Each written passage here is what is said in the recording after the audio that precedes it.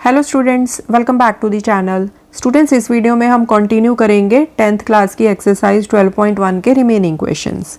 7th question है, a tent is in the shape of a cylinder surmounted by a conical top.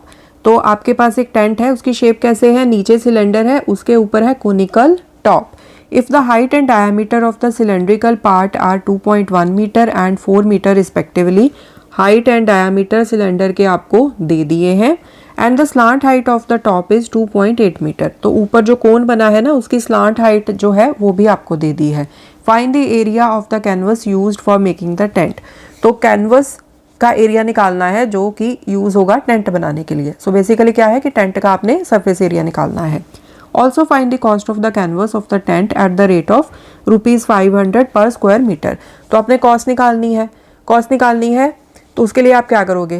पहले तो first question कि total area क्या है tent का, वो निकाल लोगे। फिर जो कॉस्ट है पर स्क्वायर मीटर, तो उसके अकॉर्डिंगली, इस रेट के अकॉर्डिंगली आप मल्टीप्लाई कर दोगे। जो आपका एरिया है वो पर स्क्वायर मीटर में ही आएगा ना, बस उसको आपने फिर 500 के साथ मल्टीप्लाई कर देना है, वो आ जाएगी आपकी टोटल कॉस्ट। नोट क्या दिया है? The base of the tent will not be covered with the canvas. तो बेस जो है ना टेंट का, मतलब जो नीचे ग्राउंड है, जो ज़मीन है, वहाँ पर कैनवस जो है वो नहीं बिछेगा, मतलब वहाँ पर कुछ भी नहीं बिछेगा। तो सिंपल सी चीज़ है कि उसका एरिया आप इंक्लूड नहीं करोगे। अब यहाँ पर आपके पास एक टेंट है, तो टेंट नीचे से है सिलेंड्रिकल शेप का एंड उसके ऊपर इस तरह से कोन को किया गया है माउंट, ठीक है, इस तरह से। तो इसका आप टोटल सरफेस एरिया कैसे निकालोगे? टोटल सरफेस एरिया क्या आएगा? इस कोन का जो कर्व्ड सरफेस एरिया है प्लस यहाँ पर इस सिलेंडर का जो कर्व्ड सरफेस एरिया है। क्वेश्चन में उन्होंने नोट दे दिया है कि नीचे यहाँ पर सिलेंडर का ये जो नीचे वाला बेस वाला पोर्शन है ना, जो ज़मीन को नीचे टच करेगा, वहाँ पर टेंट नहीं बिछा हुआ है। मतलब इसको आप हॉलो एज्यूम कर लो। आपने इस क्वेश्चन में बाद में प्राइस निकालनी है, ठीक है। तो प्राइस निकालने के लिए क्या है, जो टेंट का कपड़ा है ना, वो यहाँ पर लगेगा, यहाँ पर, एंड ये जो कोनिकल ऊपर पोर्शन है, इसका जो कर्व्ड सरफेस एरिया है वहाँ पर लगेगा। ज़मीन के ऊपर, मतलब ये जो नीचे पोर्शन है ना, जो ज़मीन को टच करेगा, जो वाला बेस, वो आपने नहीं लेना। तो यहाँ पर आपका सरफेस एरिया क्या आ जाएगा जो रिक्वायर्ड है क्वेश्चन में? सिलेंडर का कर्व्ड सरफेस एरिया प्लस इस कोन का कर्व्ड सरफेस एरिया, ठीक है। जस्ट मैं आपको एक एक्स्ट्रा पॉइंट बता दूं, अगर उन्होंने बोला होता कि यहाँ पर ये जो नीचे वाला पोर्शन है ना, जो ज़मीन को टच कर रहा है, यहाँ पर ये वाला पोर्शन जो ज़मीन को टच कर रहा है, तो वहाँ पर भी कपड़ा लगेगा, तो हम क्या करते? Curved surface area of cylinder plus curved surface area of this cone plus base क्या होता है सिलेंडर का? सर्कुलर शेप का होता है ना, तो सर्कल के एरिया का फॉर्मूला क्या होता है? πr²। तो दोनों के कर्व्ड सरफेस एरियाज में हम नीचे सर्कल का जो एरिया है πr² उसको ऐड कर देते। ओके, यहाँ पर दिया है कि ज़मीन के ऊपर कुछ भी नहीं बिछाना, तो नीचे जो बेस का एरिया है πr² सर्कल का, वो हम ऐड नहीं करेंगे। ओके, क्वेश्चन हम ऑलरेडी समझ चुके हैं, तो यहाँ पर इसको करते हैं, एक सिंपल सी फिगर बना लेंगे हम। सो इस तरह से आपका नीचे बन गया सिलेंडर, उसके ऊपर इस तरह से कोनिकल बन गया टेंट, एंड ये वाला जो नीचे वाला बेस है, ये यहाँ पर नीचे ज़मीन को टच करेगा, ठीक है। बट उन्होंने बोला है कि यहाँ पर ज़मीन के ऊपर वो टेंट नहीं बिछा रहे, कपड़ा नहीं बिछा रहे, ठीक है। तो मतलब क्या है, आपका जो एरिया है जहाँ पर आपका कैनवस लगेगा वो कौन सा आएगा? यहाँ पर ये जो ऊपर कोन है, इसका कर्व्ड सरफेस एरिया, एंड ये जो सिलेंडर है, इसका कर्व्ड सरफेस एरिया। एक पॉइंट, अगर वो बोल देते कि नीचे ज़मीन पर भी कपड़ा बिछाना है, तो हम क्या करते? जो सिलेंडर का नीचे होता है वो बेस, वो गोलाई की शेप में होता है ना, सर्कल की शेप में होता है, तो इन दोनों एरियाज़ के साथ हम सर्कल का एरिया जो कि होता है πr², उसको कर देते ऐड। बट यहाँ पर उन्होंने बोला है कि नीचे वाला एरिया ऐड नहीं करना। सो यहाँ पर आंसर क्या आ जाएगा? So area of the canvas is equal to curved surface area of cylinder plus curved surface area of cone. Formulas क्या होते हैं? 2πrh plus πrl। तो अब देखते हैं कि हमें क्या क्या दिया हुआ है। सो यहाँ पर देखो, रेडियस हमें दे रखा है, डायामीटर ऑफ द सिलेंडर दे दिया है, तो यहाँ से हमारा रेडियस निकल आएगा। रेडियस डायामीटर का हाफ 4/2, सो 2 आ गया। सो रेडियस आ गया हमारे पास 2 metre. Okay, and h height दे रखी है 2.1, इसको भी लिख लो 2.1 मीटर। स्लांट हाइट l, ये क्या दे रखी है 2.8 मीटर। ठीक है, मतलब हमारे पास सब कुछ है तो वैल्यूज पुट कर देंगे। यहाँ से देखो पाए कॉमन बाहर निकाल लो, r कॉमन बाहर निकाल लो, सो 2h प्लस l बच गया। 22/7 रेडियस 2, यहाँ पर 2 मल्टीप्लाई बाय हाइट कितनी दी है 2.1 plus l 2.8 is equal to 44/7 आ गया। यहाँ पर मल्टीप्लाई किया 2 1 ज़ा 2, 2 2 ज़ा 4, डेसिमल लग गया 4.2 प्लस यहाँ पर 2.8, सो 44/7 मल्टीप्लाई बाय 4.2 प्लस 2.8, 8 प्लस 2 10, यहाँ पर 1 आ जाएगा, 4 प्लस 2 6 प्लस 1 7, तो ये आ गया 7 7 7 आपस में कट गए, तो एरिया आ गया हमारे पास 44 मीटर स्क्वायर। तो अब हम निकाल लेते हैं कॉस्ट। मैं सिंपली अभी कॉस्ट ही लिख देती हूँ। ठीक है, कॉस्ट के लिए हमें रेट दिया है ₹500 पर स्क्वायर मीटर। यहाँ पर देखो ₹500 पर स्क्वायर मीटर, तो हमारे पास कितने स्क्वायर मीटर एरिया आया है 44 स्क्वायर मीटर। सो 44 को हम 500 से मल्टीप्लाई कर देंगे, ये आ जाएगी हमारी टोटल कॉस्ट। 5 4 ज़ा 20, 2 कैरी, 5 4 ज़ा 20 प्लस 2 22, सो इतने रुपीज़ 22,000। ठीक है जी, सो ये हो गया आपका क्वेश्चन कंप्लीट।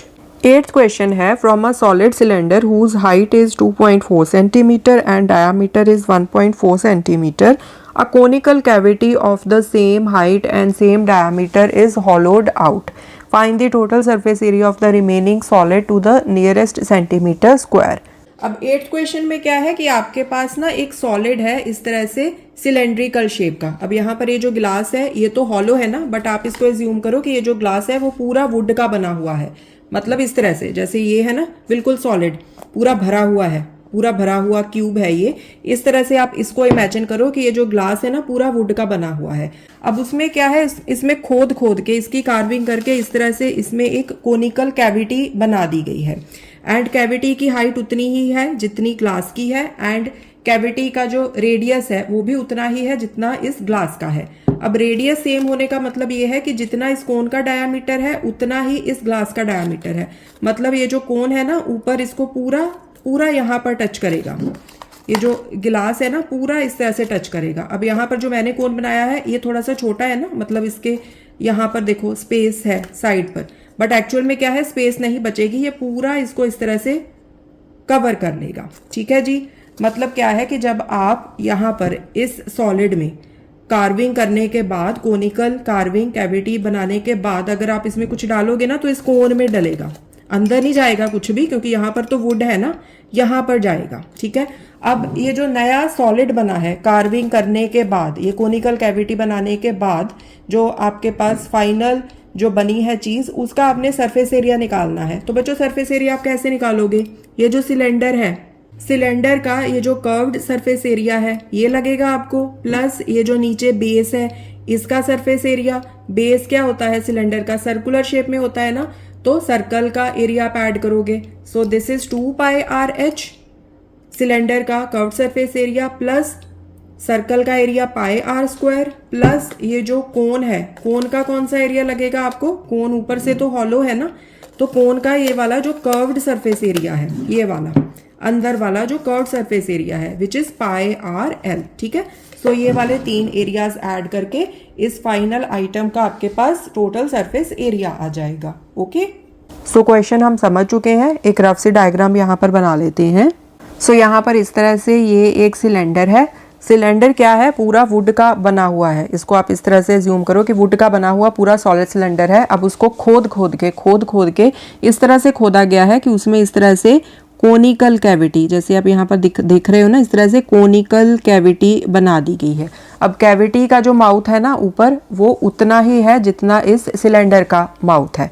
ठीक है, सो माउथ से हमारा क्या मतलब है कि कोन का जितना डायामीटर है उतना ही डायामीटर है सिलेंडर का। ओके जी, अब ये वाला जो सॉलिड बना है रिमेनिंग सॉलिड, इसका आपने सरफेस एरिया निकालना है। तो यहाँ पर देखो 2 सरफेस एरियाज लगेंगे।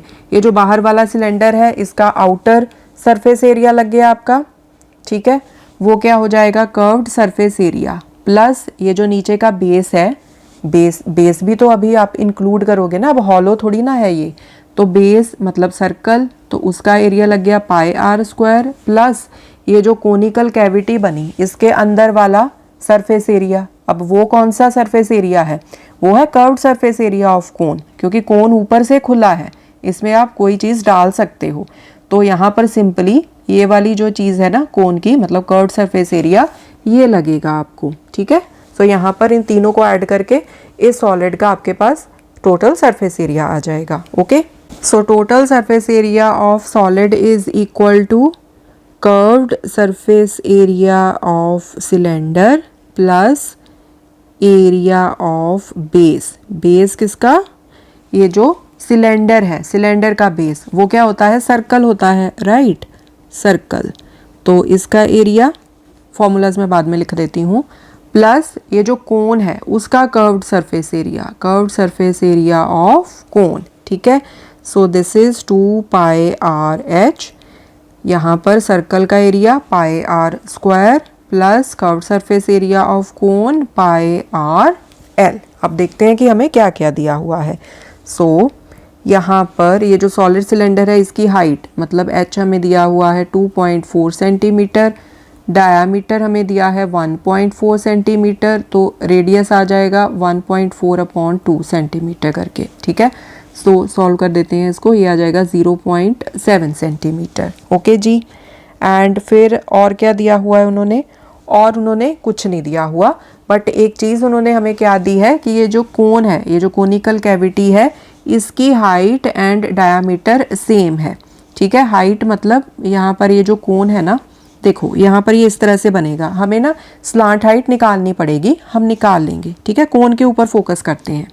सो यहाँ पर ये जो कोन है ना, इस तरह से इसको बना लो। ठीक है, अब उन्होंने बोला है क्वेश्चन में कि कोन का जो रेडियस है वो कितना है, जितना यहाँ पर सिलेंडर का रेडियस है, तो रेडियस हमारे पास है। ठीक है, एंड उन्होंने ये भी बोला है कि ये जो कोन है, कोन की जो हाइट है, हाइट मतलब यहाँ से लेके यहाँ तक की ये जो हाइट है ये उतनी ही है जितनी सिलेंडर की हाइट है, सो मतलब 2.4 सेंटीमीटर। हमने यहाँ पर ये वाली स्लांट हाइट निकालनी है, ये वाली स्लांट हाइट निकालनी है, क्योंकि फॉर्मूला में पाई आर एल ये फॉर्मूला होता है कर्व्ड सरफेस एरिया ऑफ कोन का। अब हमें पता है ना कि ये क्या बनती है, राइट एंगल्ड ट्रायंगल बनती है। ठीक है, सो हमारे पास आर भी है, एच भी है, तो थर्ड साइड एल वो हम निकाल सकते हैं, राइट। तो पहले हम वही निकाल लेंगे, फिर यहाँ पर फॉर्मूला में वैल्यूज को पुट कर देंगे। Okay, so L square is equal to R square plus H square हो जाएगा। So L square is equal to R कितना है हमारे पास 0.7 इसका स्क्वायर प्लस एच कितना है 2.4 इसका स्क्वायर। सो 7 7 ज़ा 49, पीछे से 2 डिजिट छोड़ के डेसिमल लग जाएगा, प्लस इसको सिंप्लीफाई कर लेते हैं, 24 को 24 से मल्टीप्लाई कर लो, ये आ जाएगा 96, 4 4 ज़ा 16, 1 कैरी 4 2 ज़ा 8 प्लस 1 9, 2 4 ज़ा 8, 2 2 ज़ा 4, तो 6, 9 प्लस 1 7, यहाँ पर 5, सो 576 आ गया। एंड 2.4 है ना, तो पीछे से 2 डिजिट छोड़ के लग जाएगा डेसिमल। अब इनको ऐड कर दो, 0.49 plus 5.76, 9 plus 1 10 plus 5 15, 1 carry 7 plus 1 8, 8 plus 4 12, so ये आ गया 6.25। So L square is equal to 6.25 आ गया। तो एल कितना आएगा, अंडर द रूट 6.25, राइट। तो एल कितना आ जाएगा, यहाँ पर इसका डेसिमल रिमूव कर दो, तो नीचे आ गया 100। ओके, नाउ एल कितना आ जाएगा, 625 को हम लिख सकते हैं 25 इंटू 25, नीचे 10 इंटू 10। ठीक है, सो 25 इंटू 25 जब अंडर रूट से बाहर निकलेगा तो अकेला 25 आएगा बाहर, 10 इंटू 10 नीचे, ये भी तो पेयर बन रहा है ना, तो बाहर क्या आएगा स्क्वायर रूट से 10, सो मतलब एल कितना आ गया 2.5, साथ में लग गया सेंटीमीटर। ओके, सो ये वाली वैल्यूज यहाँ पर हम पुट कर देंगे। So L is equal to 2.5 centimetre. ठीक है, अब यहाँ पर वैल्यूज को पुट करके इसको सिंप्लीफाई कर लेते हैं। अब यहाँ पर देखो सभी में पाए कॉमन है तो पाए को बाहर निकाल लो, सभी में एक आर भी कॉमन है तो इसको भी बाहर निकाल लो। यहाँ से बच गया 2h, यहाँ से बच गया आर, यहाँ से बच गया एल। ठीक है, सो 22/7 मल्टीप्लाई बाय रेडियस कितना है 0.7, यहाँ पर 2 इंटू एच कितना है 2.4 plus r 0.7 plus l 2.5। So this is equal to 22/7 multiply by 7/10 लिख लिया इसको मैंने, डेसिमल को मैंने रिमूव कर दिया। सो यहाँ पर 2 4 ज़ा 8, 2 2 ज़ा 4, 4.8 डेसिमल लग गया। एंड यहाँ पर 0.7 प्लस 2.5 इज इक्वल टू, यहाँ पर देखो ये आपस में कट हो गए। सो यहाँ पर क्या बचेगा 22/10 मल्टीप्लाई बाय, इनको ऐड कर दो 2.5, 0.7, 4.8। सो 8 प्लस 7 15, 15 प्लस 5 20, 2 कैरी हो गए 4 2 6, 6 2 8। सो यहाँ से बच गया हमारे पास 8। ओके, सो 8 2 ज़ा 16, 1 कैरी, 8 2 ज़ा 16 प्लस 1 17। सो 176/10। अब इसमें डेसिमल लगा दो, सो 17.6 सेंटीमीटर स्क्वायर। ओके, सो ये आ गया आपका आंसर। आपकी बुक में पीछे अप्रॉक्सीमेटली करके आंसर लिखा है ना, क्योंकि क्वेश्चन में बोला था कि अप्रॉक्सीमेट लगा दो, अप्रॉक्सीमेट करके आंसर लिख दो। तो अगर आप इसको अप्रॉक्स करोगे, मतलब डेसिमल हटा के इसको राउंड ऑफ करना है, तो डेसिमल के बाद 6 है, मतलब 5 से ज़्यादा हो गया ना, तो 17.6 को आप राउंड ऑफ करके लिख सकते हो 18 सेंटीमीटर स्क्वायर। ठीक है जी। 9th क्वेश्चन है, a wooden article was made by scooping out a hemisphere from each end of a solid cylinder as shown in the figure. If the height of the cylinder is 10 centimeter and its base is of radius 3.5 centimeter, find the total surface area of the article. अब यहाँ पर भी क्या है, आपके पास एक solid wooden article है cylindrical shape का, मतलब ये खाली नहीं है इस तरह से, जैसे ये है ना पूरा भरा हुआ, इसी तरह से ये पूरा भरा हुआ है, मतलब पूरी ये वुड है सिलेंड्रिकल शेप की। अब क्या किया गया है कि ये जो सिलेंड्रिकल शेप का वुडन आर्टिकल है ना, दोनों तरफ, मतलब इसके इस तरफ भी एंड इस तरफ भी, दोनों तरफ वुड को निकाल के ना इस तरह से हेमीस्फेयर्स अंदर की तरफ बना दिए गए हैं। सो यहाँ से वुड निकाली तो यहाँ अंदर की तरफ हेमीस्फेयर बन जाएगा, इसी तरह से इधर से वुड निकालोगे तो यहाँ पर भी अंदर की तरफ हेमीस्फेयर चला जाएगा। ठीक है, सो इस तरह से। अब इसका टोटल सरफेस एरिया कैसे निकलेगा, देखो ये जो सिलेंड्रिकल शेप है इसका कर्व्ड सरफेस एरिया प्लस ये जो इधर एक साइड पर हेमीस्फेयर बना, यहाँ पर इसका कर्व्ड सरफेस एरिया प्लस दूसरी साइड पर भी सेम ही हेमीस्फेयर इसी तरह से बनेगा ना, प्लस इस हेमीस्फेयर का कर्व्ड सरफेस एरिया। ठीक है, हेमीस्फेयर्स जो दोनों हैं उनके सरफेस एरियाज बिल्कुल सेम होंगे, क्योंकि जो दोनों हेमीस्फेयर्स हैं वो आइडेंटिकल होंगे, बिकॉज जितना रेडियस इस हेमीस्फेयर का होगा उतना ही रेडियस होगा दूसरे हेमीस्फेयर का। ठीक है, सो यहाँ पर आपने क्या करना है, curved surface area of cylinder plus 2 multiply by curved surface area of hemisphere, क्योंकि दो हेमीस्फेयर्स है ना, एक इस तरफ है एक दूसरी तरफ है, दोनों हेमीस्फेयर्स आइडेंटिकल हैं तो इनके कर्व्ड सरफेस एरियाज भी क्या होंगे, सेम होंगे। ओके, एंड जो रेडियस है, रेडियस हेमीस्फेयर का, सिलेंडर का एंड दूसरे हेमीस्फेयर का, तीनों का ही सेम होगा, क्योंकि क्या है ये प्रॉपर्ली यहाँ पर ऊपर फिट हो जाएंगे ना, इसलिए। ओके जी। अब जैसा कि मैंने आपको समझाया तो बच्चों बहुत ही सिंपल है। पहले तो ये जो आर्टिकल है वुड वाला, इसका जो आउटर सरफेस है वो तो सिलेंड्रिकल शेप की है ना, तो उसका कर्व्ड सरफेस एरिया लगेगा, curved surface area of cylinder. ठीक है, एंड उसके बाद क्या है, ऊपर की तरफ देखो यहाँ पर खोद खोद के क्या बना दिया गया है, हेमीस्फेयर बना दिया गया है, मतलब कटोरी के अंदर का जो एरिया है वो ऐड हो जाएगा ना उसमें। तो कटोरी के अंदर का एरिया कौन सा एरिया होता है, curved surface area of hemisphere. ठीक है, तो वो ऐड हो जाएगा। एंड इसी तरह से नीचे की तरफ, दूसरी तरफ जो कटोरी बनाई गई है खोद खोद के, तो उसका भी तो जो कर्व्ड सरफेस एरिया है कटोरी का वो भी तो ऐड होगा ना, तो curved surface area of hemisphere. ठीक है बच्चों, यहाँ पर जब मैं हेमीस्फेयर की बात करूंगी ना, तो मैं ज़्यादातर आपको बोलूंगी कि आप कटोरी की एग्जाम्पल ले लो, कटोरी की तरह उसको इमेजिन करो।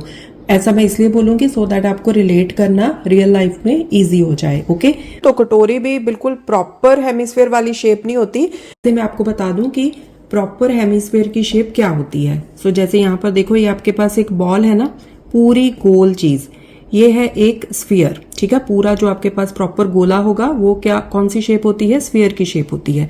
इसको जब आप सेंटर से कट कर दोगे, यहाँ पर देखो इसके सेंटर में इस तरह से ये लाइन है ना, अगर आप इसको यहाँ बिल्कुल सेंटर से कट कर दोगे तो इसके दो पार्ट्स बन जाएंगे, मतलब वो क्या बन जाएंगे, आपके दो हेमिस्फीयर्स, ठीक है। सो इस तरह से पूरे एक गोले को जब आप सेंटर से काट कर दो इक्वल पार्ट्स बना देते हो ना, तो वो बन जाते हैं आपके हेमिस्फीयर्स, ठीक है। सो ये मैंने आपको इसलिए बताया है ताकि आपको क्लियर रहे कि हेमिस्फीयर की एक्चुअल शेप क्या होती है। क्वेश्चंस जब हम करेंगे तो ज्यादातर मैं बोलूंगी कि आप इसको कटोरी की शेप में इमेजिन कर लो, या फिर मैंने क्या किया है, वहां पर मैंने आपको एक ढक्कन जो थोड़ा सा स्फेरिकल शेप में था, प्रॉपर स्फेरिकल शेप तो नहीं है बट उसको लिया है, वो इसलिए लिया है सो दैट आपको रिलेट करना इजी हो जाए। ओके, अब देखो ये जो दोनों हेमिस्फीयर्स है ये आइडेंटिकल है, एंड जितना इस सिलेंडर का डायामीटर है उतना ही डायामीटर है इन दोनों हेमिस्फीयर्स का, क्योंकि तभी तो वो प्रॉपरली पूरी पूरी काव हुई ना बना के एंड इंसर्ट हो गई अच्छे से। So total surface area of the article is equal to curved surface area of cylinder plus 2 multiply by curved surface area of hemisphere, ठीक है। सो फॉर्मूलाज लिख लो, 2 pi are H plus 2 multiply by 2 pi are square. Okay, अब height of the cylinder उन्होंने दे रखी है 10 centimetre. Base का जो रेडियस है, बेस मतलब सर्कल, बेस मतलब सर्कल मतलब हेमिस्फेयर का रेडियस एंड इस सिलेंडर का रेडियस, क्योंकि जो हेमिस्फेयर है वो सिलेंडर के बेस के ऊपर ही तो उन्होंने बनाया है ना, बेस को खोद खोद के, तो हेमिस्फेयर का जो रेडियस है वो उतना ही आएगा जितना बेस का रेडियस है, ठीक है, क्योंकि डायमीटर्स सेम रहेंगे ना। तो रेडियस उन्होंने दे दिया है 3.5 सेंटीमीटर। ओके, सो मतलब हमारे पास सब कुछ है, रेडियस भी है, हाइट भी है, तो इसको सिंप्लीफाई कर लेते हैं। अब यहाँ से देखो 2 कॉमन बाहर निकाल लो, पाई कॉमन बाहर निकाल लो, आर कॉमन बाहर निकाल लो, यहाँ से बचा h, यहाँ से क्या बचा 2r, 2 पाई r, ये कॉमन आ गया, ये वाला 2 बचा यहाँ पर एंड एक r बच गया। सो 2 मल्टीप्लाई बाय 22/7 इंटू 3.5, हाइट कितनी है 10 प्लस 2 मल्टीप्लाई बाय यहाँ पर 3.5। तो ये तो कैलकुलेशन भी बहुत सिंपल सी है, फटाफट से कर लेते हैं। डेसिमल रिमूव किया, नीचे आ गया 10, 7 1 जा 7, 7 5 जा 35, 5 1 जा 5, 5 2 जा 10, 2 के साथ 2 को कट कर दिया, 22 बचे। यहाँ पर 10 प्लस 3.5 को 2 से मल्टीप्लाई करोगे ना तो ये 7 आएगा। सो 22 मल्टीप्लाई बाय 10 प्लस 7 17। ओके, सो इसको सिंप्लीफाई कर लेते हैं, 17 2 जा 34 होता है, तो 4 प्लस 3 7, यहाँ पर 3, सो ये आ गया 374 centimetre square. Okay, so students इसके साथ ही आपकी एक्सरसाइज कंप्लीट होती है।